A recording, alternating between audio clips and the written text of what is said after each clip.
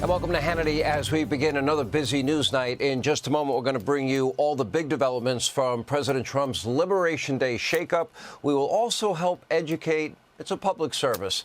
Democrats, a legacy media mob, about the virtues of fair trade, the virtues of a little bit of courage and not living your life in total, complete cowardice and fear.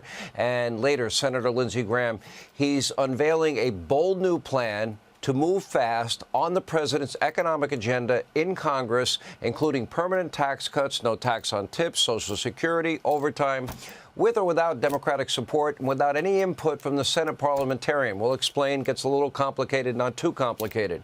Also tonight, we're going to get a progress report from border czar Tom Homan, who continues to outflank one far-left activist judge after another.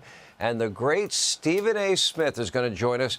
He's going to tell us why he's now growing weary and skeptical of Barack Obama. And in our other news of the day segment, we have, well, NHL fights, Whoopi's resistance, and we'll tell you where to go to survive an alien invasion. I'm sure you've all been waiting for that.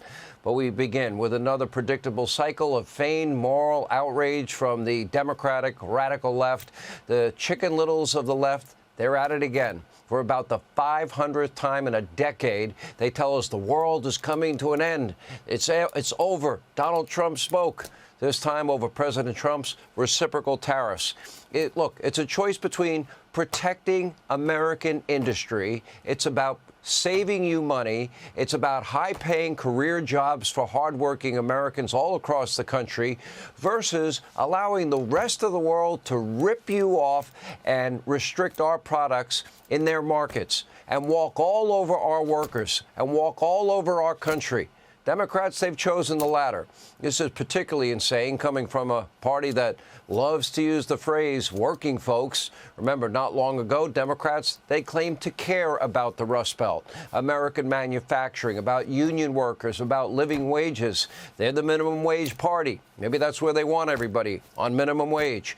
Even Nancy Pelosi promoted tariffs as a critical tool to protect American industry against unfair practices of foreign countries.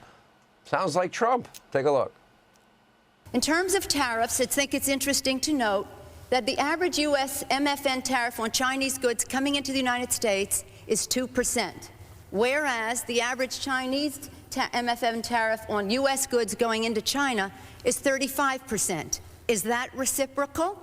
You have a serious threat not only to our relationship, but to the industrialized world. And if there's one message that I want our colleagues to understand today and our constituents, is that on this day, your member of Congress could have drawn the line to say to the President of the United States, do something about this U.S.-China trade relationship that is a job loser for the United States. Wow, sound familiar? She even used the word reciprocal. As a matter of fact, 8 years before Pelosi made those remarks, Donald Trump was on with Oprah Winfrey with a similar message. The only difference is Pelosi changed. Trump did not. We're a debtor nation. Something's going to happen over the next number of years with this country, because you can't keep going on losing $200 billion, and yet we let Japan come in and dump everything right into our markets and everything. It's not free trade. If you ever go to Japan right now and try to sell something, forget about it, Oprah. Just forget about it. It's almost impossible. They don't have laws against it. They just make it impossible. They come over here, they sell their cars, their VCRs, they knock the hell out of our companies. And, hey, I have tremendous respect for the Japanese people. I mean, you can respect somebody that's beating the hell out of you, but they are beating the hell out of this country. Kuwait, they live like kings. The poorest person in Kuwait, they live like kings. And yet they're not paying. We make it possible for them to sell their oil. Why aren't they paying us 25% of what they're making? It's a joke.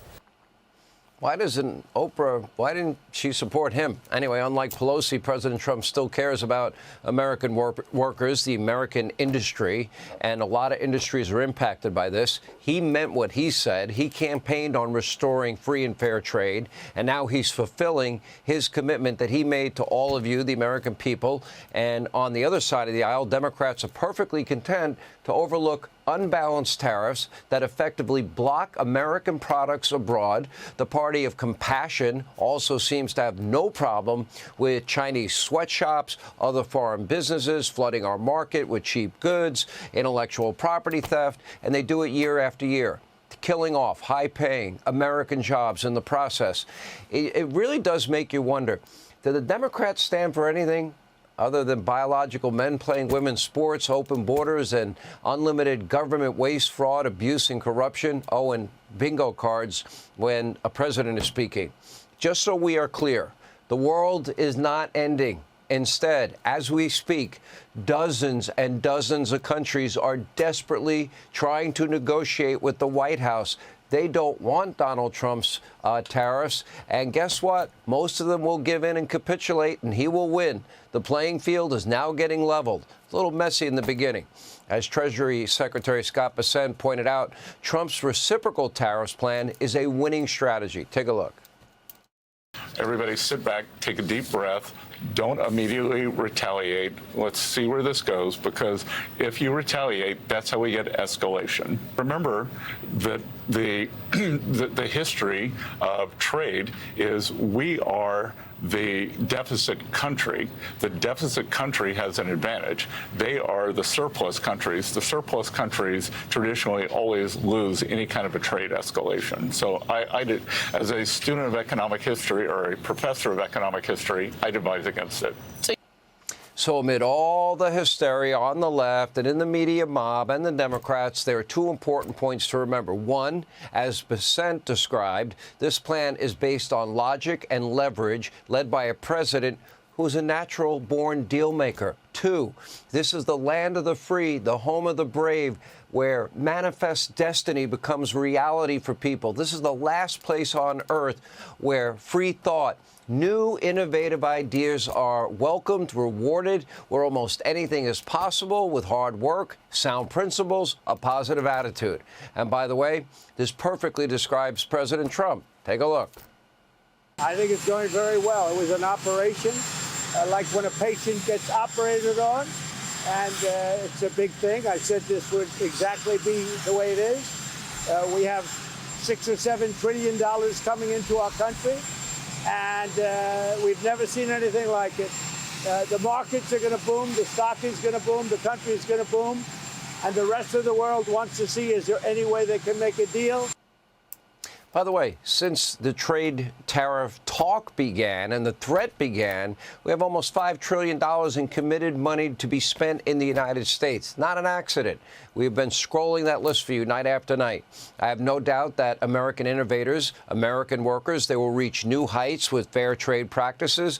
One of those innovators, of course, Elon Musk. He's been busy helping root out waste, fraud, abuse, corruption inside our government. And moments ago, President Trump previewed a massive new development from the dedicated team at Doge that is saving you a lot of money. Take a look.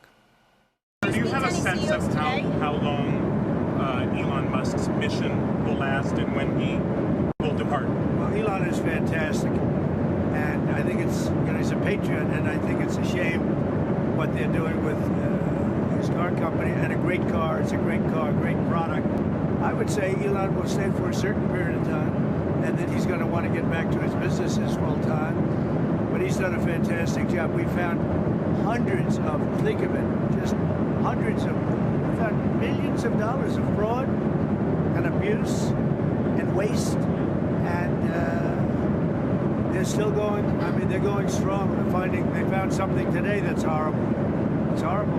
So what they found, well, you'll find out very soon. Will Doge stick around in some kind of capacity? Yeah, it'll sell Doge itself, yeah.